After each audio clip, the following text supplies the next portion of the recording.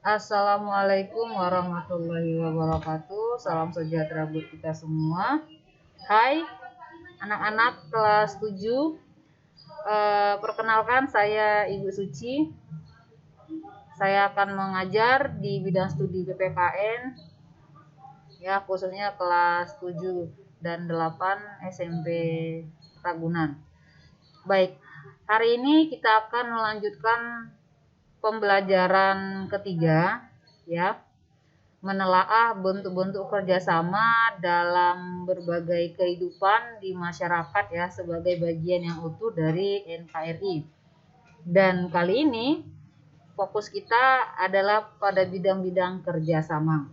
Adapun tujuan pembelajaran kali ini yaitu kalian dapat, ya, menunjukkan berbagai bentuk kerjasama dalam berbagai kehidupan di masyarakat sebagai bagian yang utuh dari NKRI, dan dapat pula kalian nanti menelaah berbagai bidang kerjasama, gitu ya, menelaah berbagai bentuk kerjasama.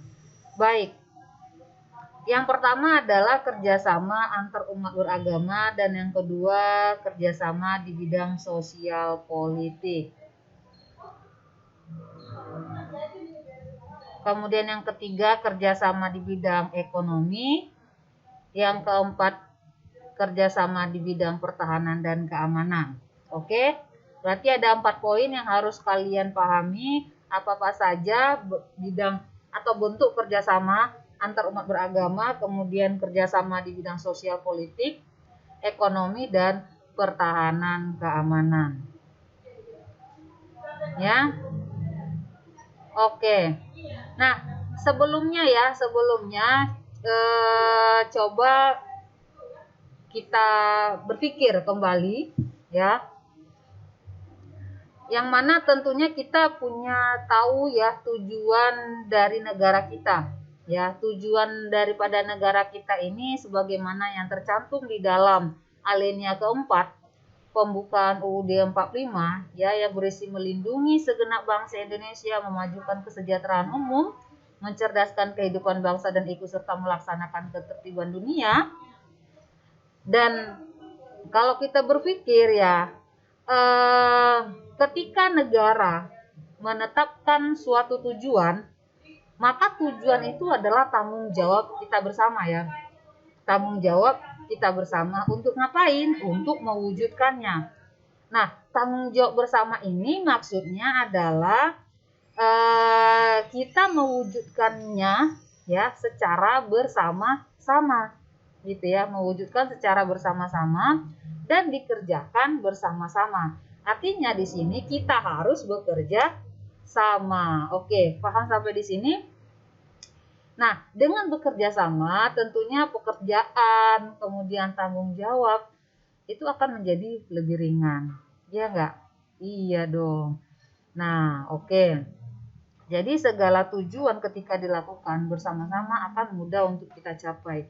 Kerjasama ini juga nantinya akan meningkatkan solidaritas kita satu dengan yang lain, begitu ya. Oke, baik.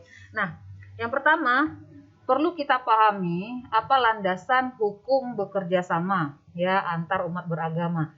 Di dalam pasal 29 ayat 1 dan di dalam pasal 29 ayat 2 ini mengatur tentang kerjasama antar umat beragama. Di ayat 1 berbunyi, negara berdasar atas ketuhanan yang Maha Esa. Artinya adalah kita setiap warga negara Indonesia harus memiliki agama, gitu ya. Kita harus punya Tuhan, sehingga yang namanya ateisme dilarang, ya kan? Kalau dibolehkan tentu komunis atau PKI mudah masuk, tapi karena bertentangan dengan hal itu makanya nggak dibolehin, ya kan?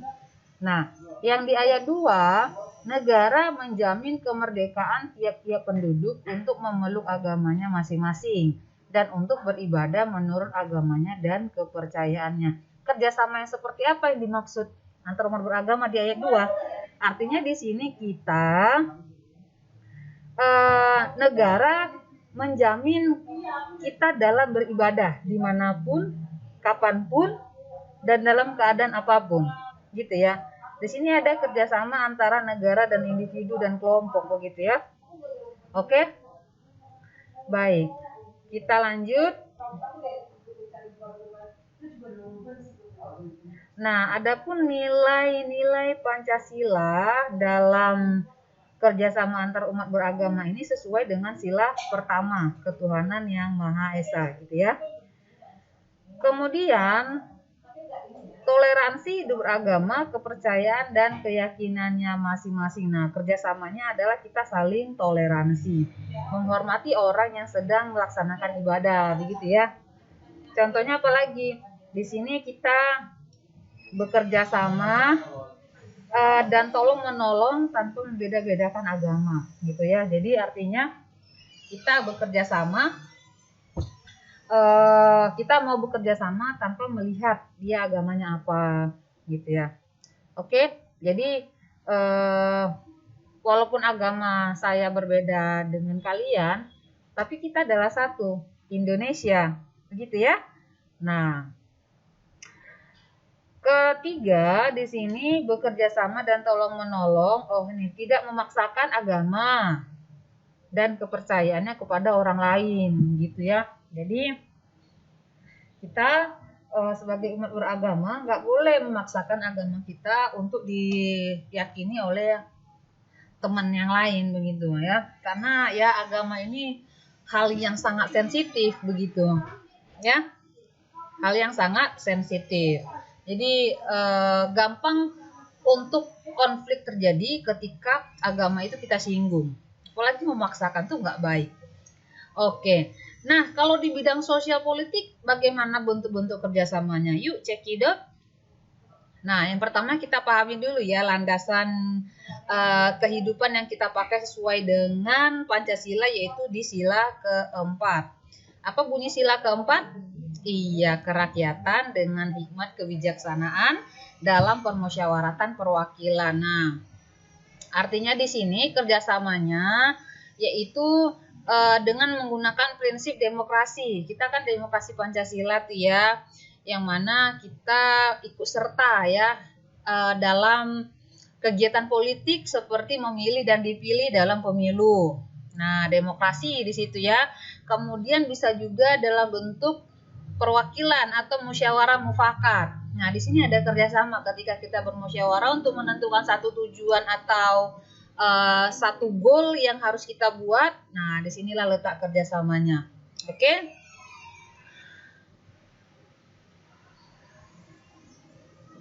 Ini adalah di bidang politik ya, yang mana di sini ada kerjasama antar negara.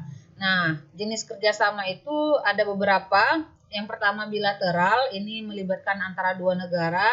Kalau regional ini satu wilayah gitu ya, satu kawasan seperti ASEAN. Kalau bilateral contoh kerjasama Indonesia Australia terkait pengiriman daging sapi impor gitu ya kan.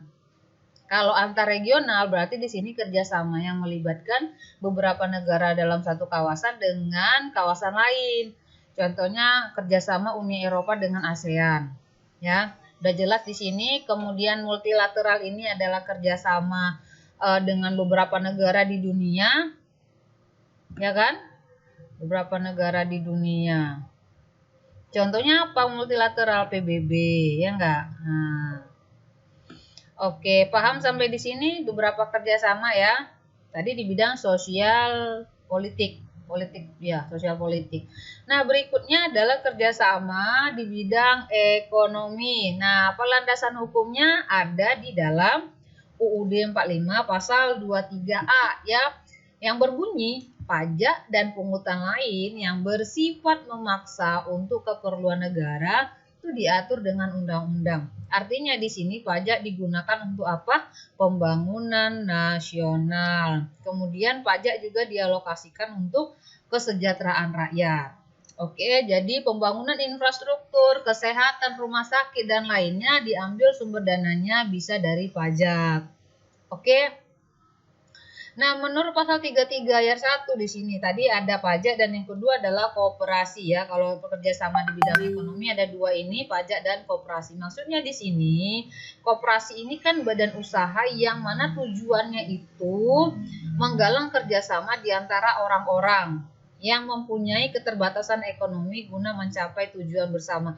Jadi di dalam koperasi ini ada bagi hasil ya kan, keuntungan yang diberikan kepada seluruh anggota yang ikut serta dalam koperasi, sehingga koperasi ini sangat membantu sebetulnya ya. Kita ikut anggota koperasi, kemudian kita dapat keuntungan dari pinjaman teman-teman, orang-orang yang bergabung, kemudian nanti keuntungannya dibagi, namanya bagi hasil. Kan setahun sekali diambil gitu ya, dikembalikan. Nah, jadi ini adalah contoh kerjasama di bidang ekonomi. Lalu landasan hukum kerjasama pertahanan dan keamanan ini yang terakhir ya. Nah, landasan hukum pertahanan keamanan ini ada di pasal 27 dan pasal 30. 27-nya tentang bela negara, kalau pasal 30-nya tentang usaha pertahanan keamanan. Nah, landasan hukum di ayat ketiga di pasal 27 maksudnya setiap warga negara itu wajib dan berhak ikut dalam upaya bela negara. Artinya apa? Kita semua sebagai warga negara di sini berhak dan wajib untuk aksi bela negara. Oke, bukan hanya dilakukan oleh tentara dan Polri, tetapi kita sebagai kekuatan pendukung ya ikut serta gitu ya. Bela negara dan mempertahankan NKRI begitu. Ya, bela negara ini bentuknya udah bukan lagi seperti menyerahkan jiwa dan raga. Maksudnya nggak perlu menggunakan darah begitu ya untuk menunjukkan bela negara kita, tapi bentuk prestasi. Kalian anak-anak Ragunan yang punya prestasi yang sangat luar biasa, kalian udah jelas di sini bela negara kalian nilai 100. Iya nggak? Iya. Baik. Nah, di ayat 1 pasal 30, tiap-tiap warga negara berhak dan wajib ikut serta dalam usaha pertahanan dan keamanan negara. Oke ya, jadi TNI dan Polri itu sebagai kekuatan utama dan kita sebagai warga negara sebagai kekuatan pendukung dalam ikut serta pertahanan dan keamanan negara. Oke? Oke, baik. Kita lanjut ya. Upaya bela negara nih, ancaman fisik, bentuk ancaman upaya bela negara. Jadi negara menanamkan kecintaan gitu ya. Melalui apa? Bisa melalui pendidikan kewarganegaraan. Adapun upaya bela kekuatan dan bersenjata militer, tanah yang ini maksudnya kita melalui pengabdian masyarakat. Jadi kita bisa bentuk bela negara itu pengabdian masyarakat sesuai dengan profesi begitu ya, dan berperan aktif dalam berperan aktif dalam pertahanan keamanan. Nah, karena banyak ancaman baik fisik non fisik. Kalau di sini ancaman fisiknya, contoh ancaman fisik itu kan agresi militer, sabotase, spionase itu kan secara fisik.